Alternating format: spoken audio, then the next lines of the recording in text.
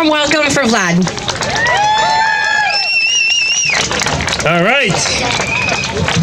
How's everybody doing? Okay, we gotta do this again. How's everybody doing? Okay, great. We're gonna practice what we started last week. We're gonna say yes or yes, and everybody's gonna say yes. Yes or yes? Yes! Okay, great. So this is our 8th Saturday. Extremely happy to be here with my family. This is really a family at this point. Yes or yes? Yes! Exactly.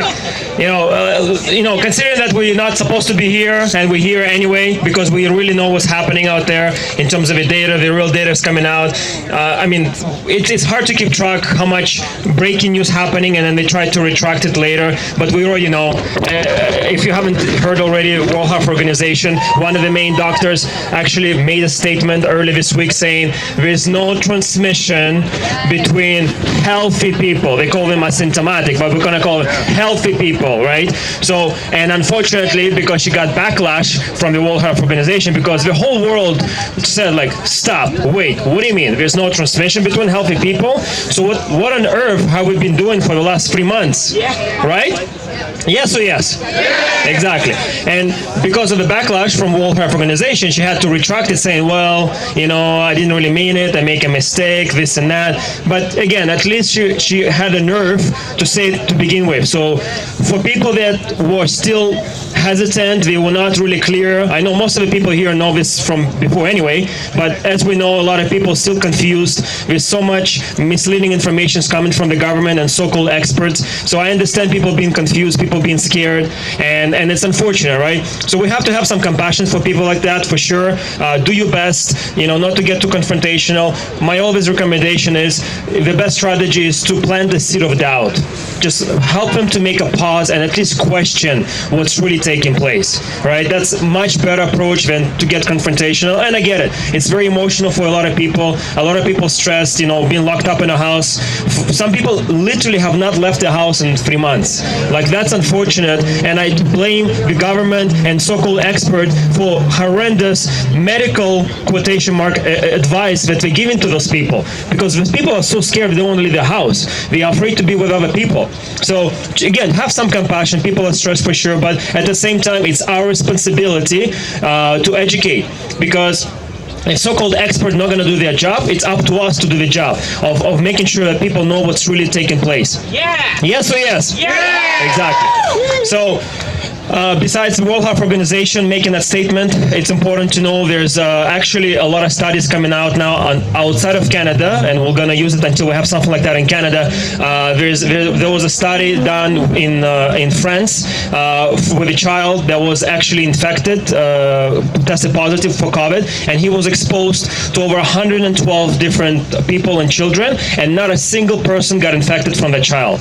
So, that's the real data. And then even this morning I was watching the healthy debate between Dr. Davila and the previous medical expert for Ontario. I forgot his name right now.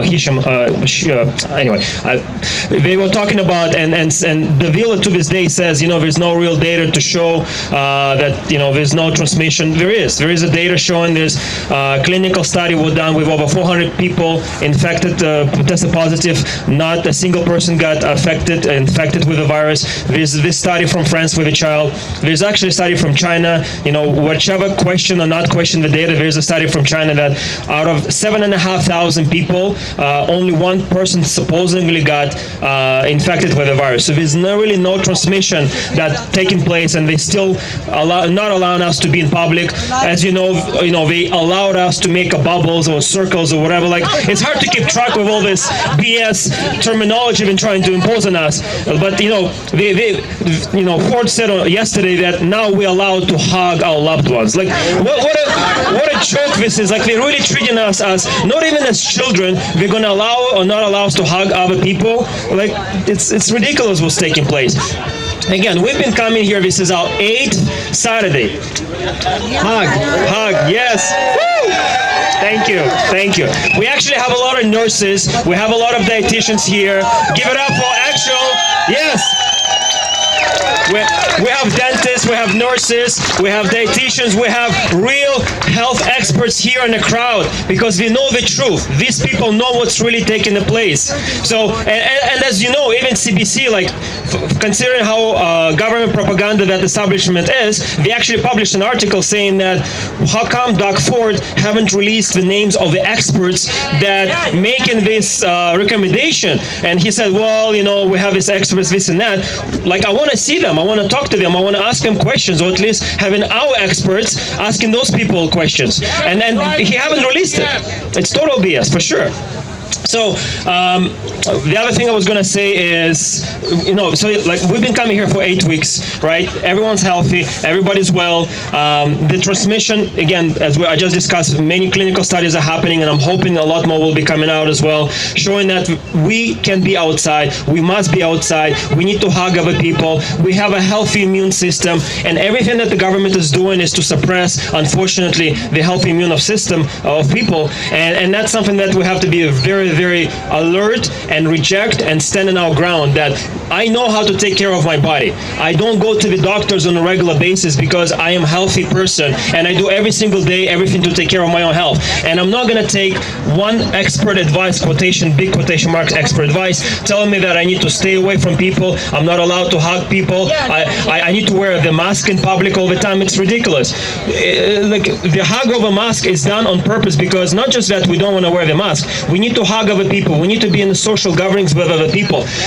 Before all this happened, there was a study based on blue zones. If you don't know what's a blue zone is where people live well over 100 years old.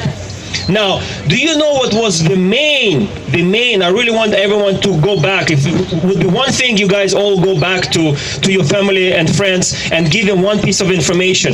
The one main characteristic between all those zones that people lived healthy lifestyle well over 100 years old was social connections with other people. Social connections with other people. And they are taken away from us. By they, I mean the government. They are disturbing our social gatherings. Because you know how you can combat the masses of people? You separate them.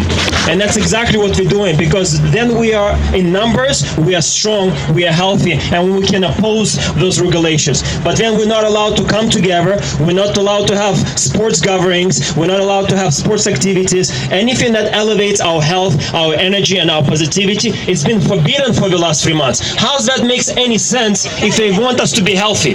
How does that make any sense? No, it's ridiculous. Like, I come here and I just talk because it's emotional and it's speechless sometimes, but I do my best to keep track. So we have these flyers, guys, here again to defy the masks. The mask is becoming a real serious issue, because if you haven't heard, Mayor Tory now gonna mandate masks mandatory in transit in Toronto.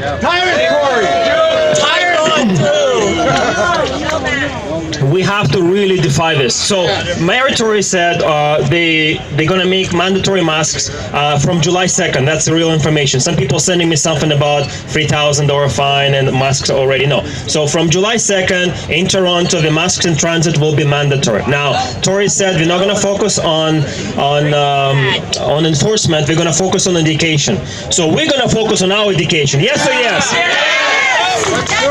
So we have these flyers here today. We're going to finish the box. I'm going to order more, so we have more of these flyers. We're going to be back here on Tuesday and Wednesday. So if you don't get a flyer today, come back here Tuesday and Wednesday morning at 10 a.m. We'll have more of these flyers. It's a double-sided flyer. The first one talks about if I have a health condition, I'm not wearing a mask, and you're not supposed to ask me a question. That's number one thing. In the back, it actually educates people to learn about the mask. So our idea is to flood the city with these flyers. Yes or yes? We're going to defy this. And if you're outside of Toronto, in Guelph, unfortunately, they're really pushing hard with masks as well. So if you are from that area, Niagara, everywhere, because this is what we're doing. The government, they understand there's a Charter of Rights and Freedom. Now, for you guys to, again, have education, understand Charter of Rights and Freedom, unfortunately, for us, only can be fought against in protection if we're in public and government properties. The business can make their own regulations. That's why the government strongly recommending the businesses to enforce the masks, right? Now, again, it's our responsibility to fight that, not just by boycotting the places, because if you just don't go to shop one, you're not going to be able to go to shop 2 in 1 later, because we'll have to go along with it. So for us, it's important to at least make an effort to defy that. So when you go to the store and they're saying you have to wear a mask, just show them this. Don't get confrontational. Just show them the flyer, let them read it. Hopefully it will go well. If not, just turn it around, please. This is why I'm not going to wear it, okay? And hopefully you'll be able to enter. And if not, then you leave the store. But at least you got to make attempt and effort to defy. The civil disobedience is one of the only tools that we have to combat all of this stuff. Yes or yes? All right, the last thing I'm going to say before I bring Kelly back, yeah, please take. Say no to the mask. So this is a petition that's going to be submitted on Tuesday at 10 a.m. to the legislature in Ontario. We have them. We have 2 people by the Fearless tent set up, Fearless campground, whatever set up.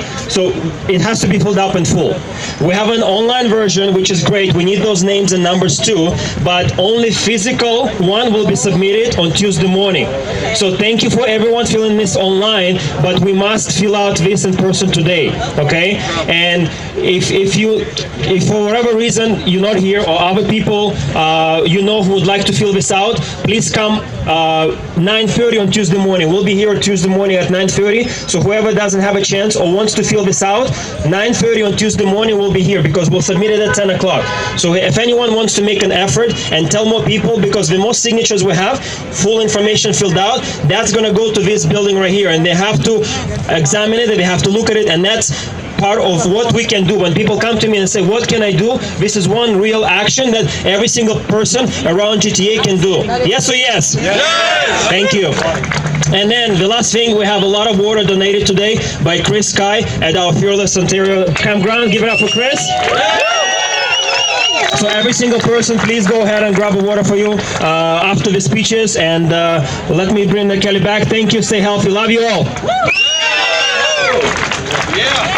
VLAD, everybody. Let me hear it. I want to hear you louder.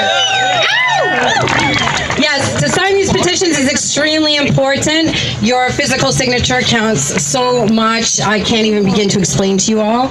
Another thing is we are looking for more volunteers. The more volunteers that can commit even a couple of hours a week to help the movement and to put the word out and to help educate other people, it's absolutely needed. And there's Jenny's walking around and she's got volunteer sign-up forums and stuff, or you can actually go onto the website, which is www.fearlessontario.ca at any time and sign up to volunteer. So right now, I'm going to bring up our second